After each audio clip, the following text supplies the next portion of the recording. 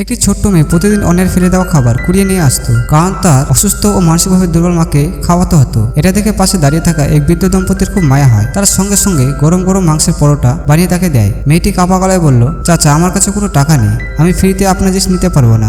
লোকটি মুচকে এসে বলল, মা, টাকার দরকার নেই, তুমি এটা বিনামূল্যে খেয়ে নাও। কিন্তু পরের মুহূর্তে মেয়েটি মাটিতে পড়ে থাকা অর্ধেক খাওয়া তরমুজ তুলে খেতে শুরু করলো। এটা দেখে দম্পতি রেগে যায়, আমরা তো তোমাকে গরম খাবার বানিয়ে দিলাম, তবে এই নোংরা জিনিস কেন খাচ্ছ?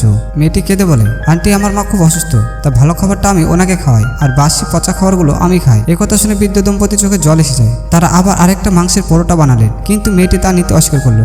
সে বলল, চাচা, আপনার ব্যবসা অনেক কষ্টে চলে, আমি একটা নিয়ে ফেলেছি, আর নিতে পারবো না। দম্পতি তার নিষ্পাপ মন দেখে আবেগে বললেন, মা, আজ থেকে তুমি প্রতিদিন এখানে এসে খেতে পারবে, টাকা থাকুক আর না থাকুক। মেয়েটি কৃতজ্ঞতা জানিয়ে মায়ের হাত ধরে চলে যাচ্ছিল। ঠিক তখনই তাদের সামনে একটি বিশাল বড় গাড়ি এসে থামে। সেখান থেকে নামলো জিয়াং সিটির সবচেয়ে বড় ব্যবসায়ী লু থিংজো। মেয়েটির মা লু থিংজোকে দেখে অদ্ভুত এক ধাক্কা খেলেন। তিনি মাটিতে পড়ে মাথা চেপে ধরে যন্ত্রণা চিৎকার করতে লাগলেন। তার চোখের সামনে ভেসে উঠল 7 বছরের আগের স্মৃতি। আসলে এক সময় সে আর লু থিংজো এক অপরকে ভীষণ ভালোবাসত, কিন্তু হঠাৎ লু গুরুতরভাবে অসুস্থ হয়ে যায় এবং কোমায় চলে যায়। তখন ওই নারী গর্ভবতী ছিলেন। স্বামীকে বাঁচানোর জন্য সে দিনরাত পরিশ্রম করতে লাগলেন। ডাক্তার জানালেন তাকে বাঁচাতে একমাত্র উপায় হলো বোন ম্যারো ট্রান্সপ্লান্ট, কিন্তু গর্ভবতী মহিলার জন্য এটা ভীষণ ঝুঁকিপূর্ণ ছিল। তবে সে বিন্দুমাত্র ভেবে না দেখে রাজি হয়ে যায়। গর্ভবতী হওয়ার কারণে তাকে নেশার ওষুধ ছাড়াই অপারেশন করতে হয়। যন্ত্রণা চিৎকার করলেও সে সহ্য করে।